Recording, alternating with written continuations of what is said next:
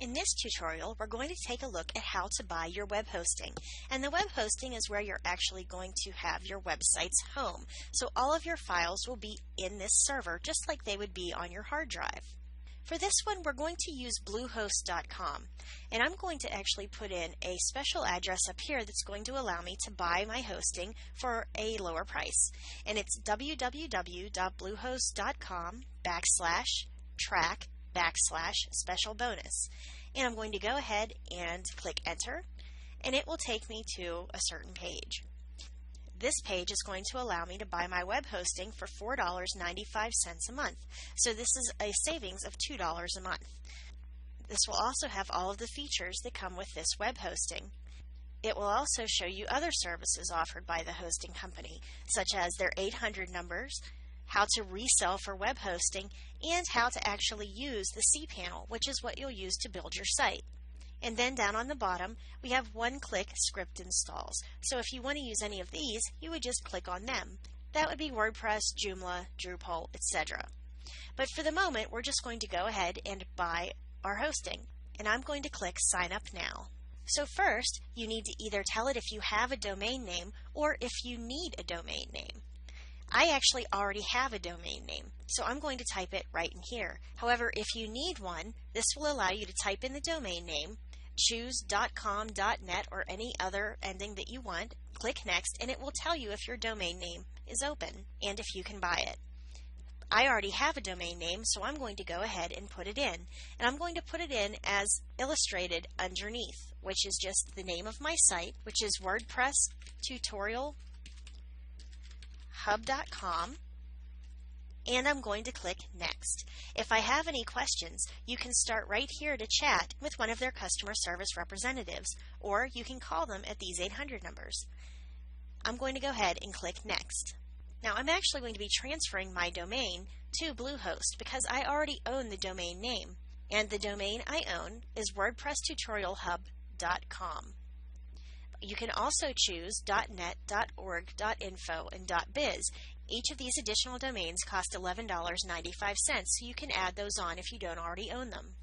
Next, I'm going to fill out the account information, including my business name if I have one, my first and last name, my street address, city, state, zip code, phone number, and email address. You can also put in your mobile phone number if you wish. If you scroll down, you'll also see that you can choose their Pro package, which includes a faster speed, more power, and better security. Plus, it's only $19.95 a month instead of the normal price of $24.95. So you can choose that option as well. Underneath that is our package information, whether you want to start with 3 years, 2 years, 1 year, or if you just want to do a Pro for a 12-month price for $19.95, as explained up in that box above. We're going to go ahead and buy for 24 months. You can also choose the Site Lock Domain Security and the Site Backup Pro. To find out more information about those, you'll just click in those boxes. Again, you can read all the information about this option and chat with a live person or go ahead and call their 800 number. Finally, you're going to go down to billing information. It automatically will bring up the credit card information, or you can click on more payment options and decide to pay with PayPal. I'm going to be using a MasterCard to pay for this account, so I'm going to use the drop-down next to card type, put in MasterCard, and then fill out my credit card number, expiration date, and then the 3-number security code on the back of the card. Once that's done, I'm going to click on I confirm I have read and agree to the terms of service and cancellation policy. Always read those before you click them because you're basically giving this your signature that you've read them. I'm going to go ahead and put my information in now.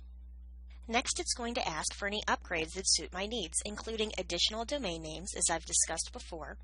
And it also includes available domains that are close to the name that I've already chosen.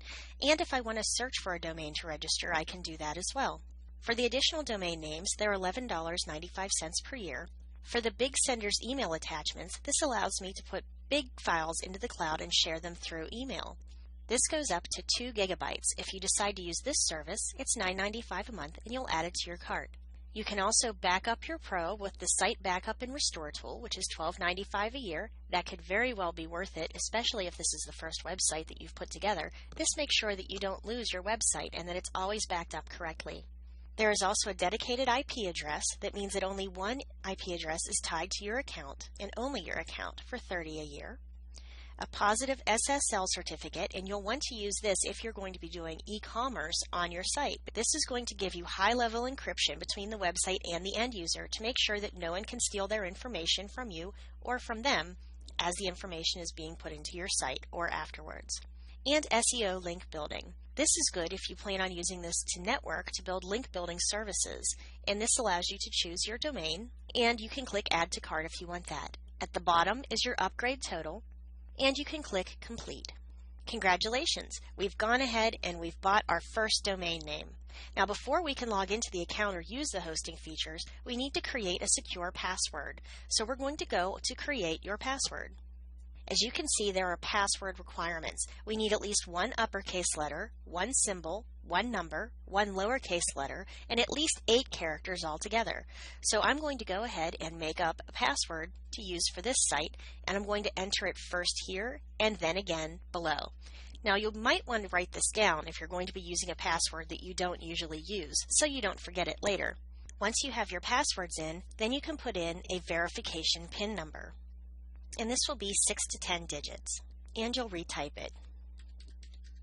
If your PIN entries don't match, it will tell you, and you can go in and put them in again. Once you have your passwords and your verifications matching, we'll click Submit. Now it's going to ask us to enter our password and log in again. And click Log In. And this will take us into our cPanel. If you need help, you can click on Get Started Now to take you through the process. Or you can click No Thanks, I'm Fine. And either way, you can click on the box that says Don't show this again and choose Help or No Help. And now you're ready to go. I hope you've enjoyed this tutorial, and we'll see you for the next one.